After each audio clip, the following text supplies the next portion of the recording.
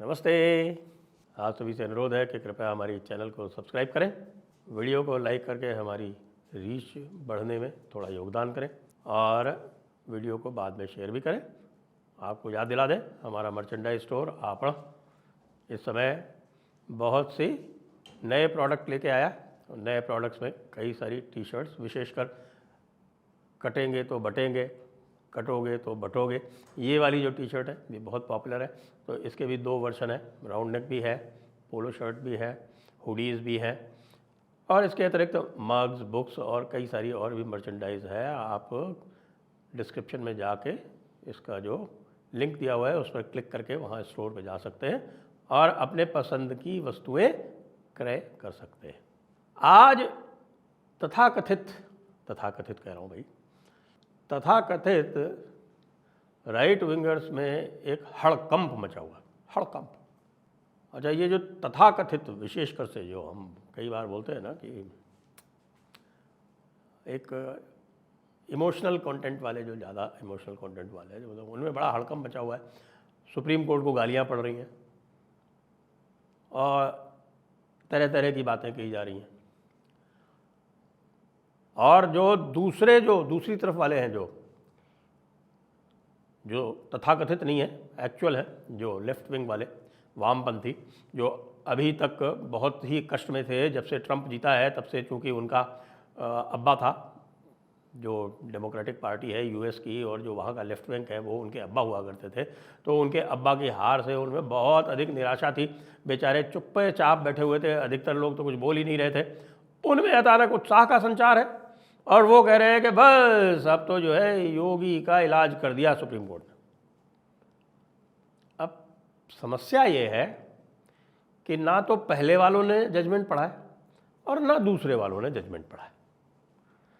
साथ ही न केवल जजमेंट नहीं पढ़ा है, उन्होंने जो उत्तर प्रदेश सरकार की जो कार्य व्यवस्था है उसका भी कोई विवेचन नहीं किया है।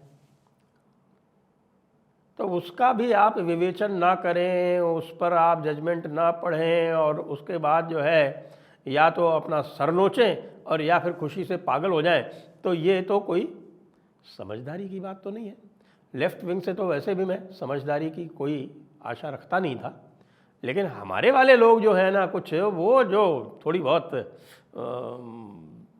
बिल्कुल निराशा में पागल हुए जा रहे हैं, सुप्रीम कोर्ट को गालियाँ दे रहे हैं, वो भी मेरी समझ में नहीं आती। तो मेरा सभी से अनुरोध है कि देखिए, जो जजमेंट है वो उपलब्ध है और उसमें आपको ज़्यादा कुछ नहीं करना है। तो लास्ट के 6-7 पैरे हैं ना, बस उनको ही पढ़ना है। जजमेंट तो बहुत लंबा चौड़ा है, बड़ी सारी विवेचना है। आप जानते हैं सुप्रीम कोर्ट का जजमेंट जब आता है तो उसमें पूरी विवेचना की जाती है। 100, 150, 200 पेजेस के जजमेंट्स होते हैं। अब ये इतने अधिक क्यों होते मुझे पता नहीं। मैं तो अमेरिकन सुप्रीम कोर्ट के जजमेंट्स देखता हूँ, 2-3 पन्ने के होते हैं, उसी में सब कुछ कह डालते हैं वो।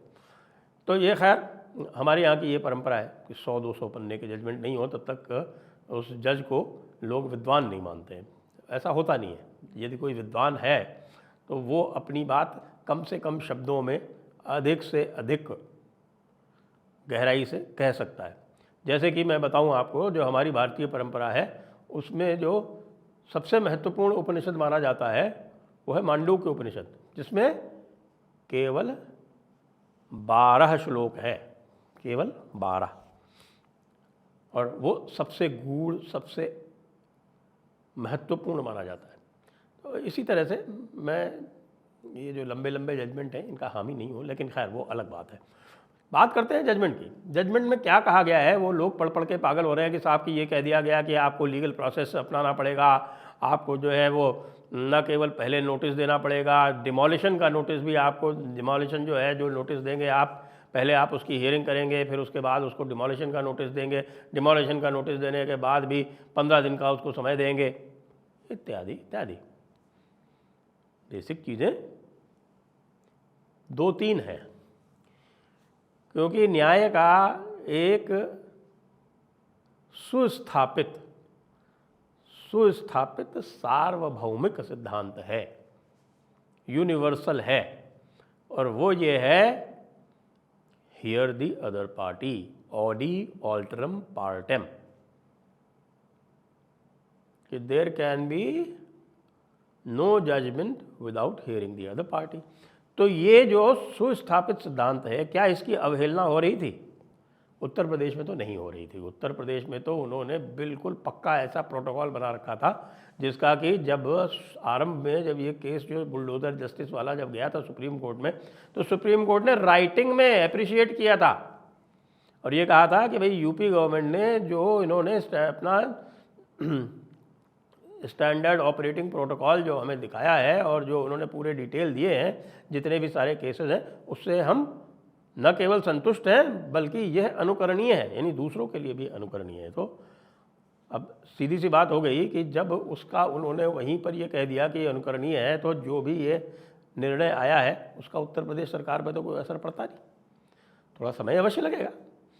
और अभी जैसे बहराइच में एक्शन नहीं हुआ, वो इसलिए क्योंकि इंटरिम स्टे था हर तरह के डिमोलिशन पर, अब रास्ता खुल गया। लेकिन जो महत्वपूर्ण बात है, ये तो उन्होंने कहा और ये होना भी चाहिए।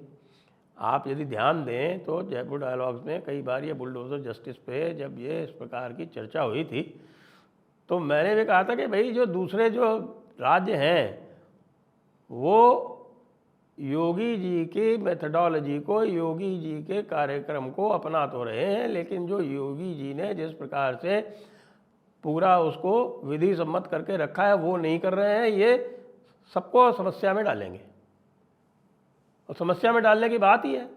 राजस्थान में एक किस्सा हुआ था कि किसी ने कुछ छेड़छाड़ की या कुछ किया।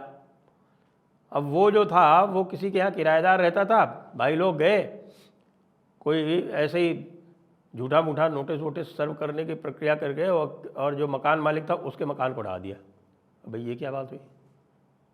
जब इस तरह के अत्याचार होगा तो लोग फिर बोलेंगे ही और अंततः जो है वो इसी तरह का कुछ न कुछ जो है वो प्रतिक्रिया आएगी। मध्य प्रदेश में इसी तरह से मेरे ख्याल से पन्ना की बात है, जो पन्ना में जो है नोटिस देके और उसके चूँकि क्या वायलेशन क्या था कि साहब जो बिल्डिंग प्लान है उसके अतिक्रमण में बना लिए उन्होंने।